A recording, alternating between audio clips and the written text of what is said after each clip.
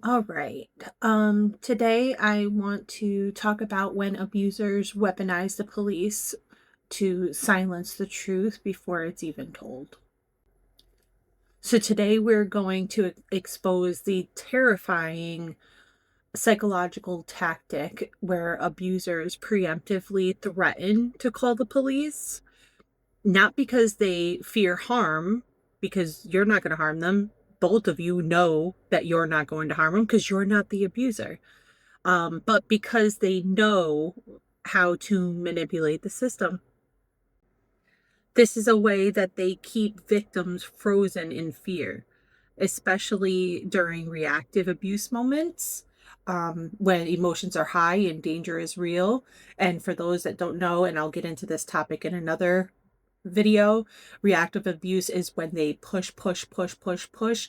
And most of the time, the victim is gray rocking, meaning that they're completely silent and not reacting, not doing anything. And they'll keep pushing and pushing and pushing. And they start saying and doing the most outlandish, outrageous things to get a reaction out of you.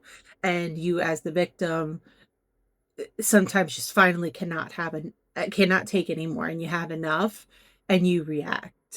And that is reactive abuse. And they use that reaction to their abuse.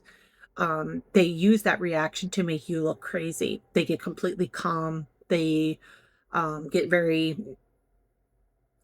just completely manipulative. And then they will contact police and say, "You're crazy. Look at how irrational she's being." That's what they do. So we want to talk about this a little bit today. Um, so some of the things that they'll do is they'll scream at you, hit you, just keep pushing, pushing, pushing. And then if you go and say, "I'm going to call the cops," or if you actually do call the cops, they'll either say you hit them first, or they'll tell the police, in fact, that you hit them first. They use they use them. They use them as a tool, another form of abuse. Completely lying. They're compulsive liars. They fabricate everything.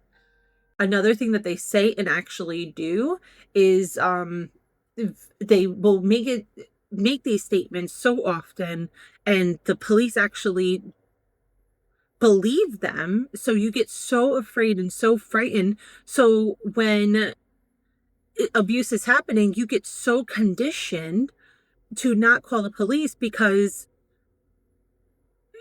he says he's going to make sure that you get arrested.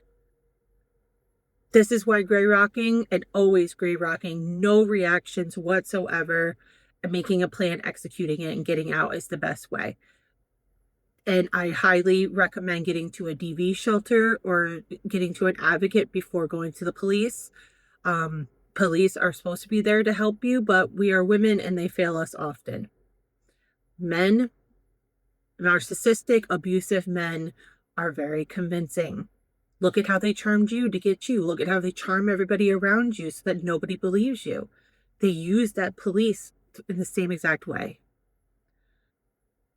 They actually are, another thing is that they actually are so narcissistic and think that they are so right in the things that they are doing, that they think their abuse is actually okay and that they are righteous in what they are doing. Their brains are wired so messed up that they don't fear the police. They don't think about consequences. Consequences mean nothing to them. So they use them like pawns because they're not afraid of them. They're not afraid of the police. They're not afraid of going to jail. They don't think they're doing anything wrong.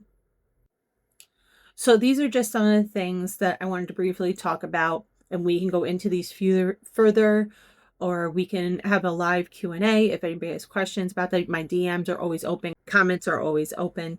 So this is just another thing that we have to tackle while we're still with them, is that he knows cops are going to believe him.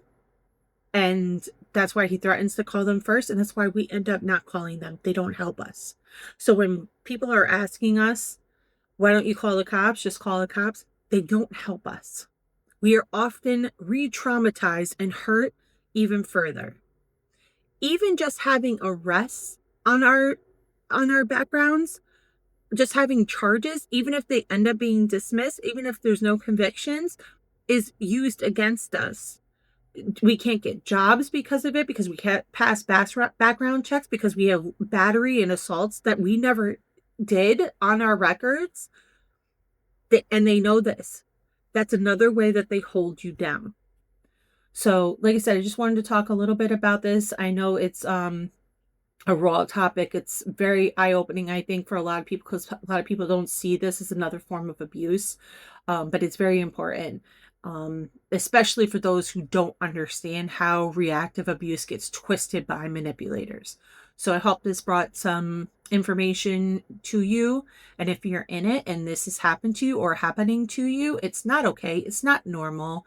And it's another way for them to continue to manipulate, gaslight, hold you down, control, and abuse you.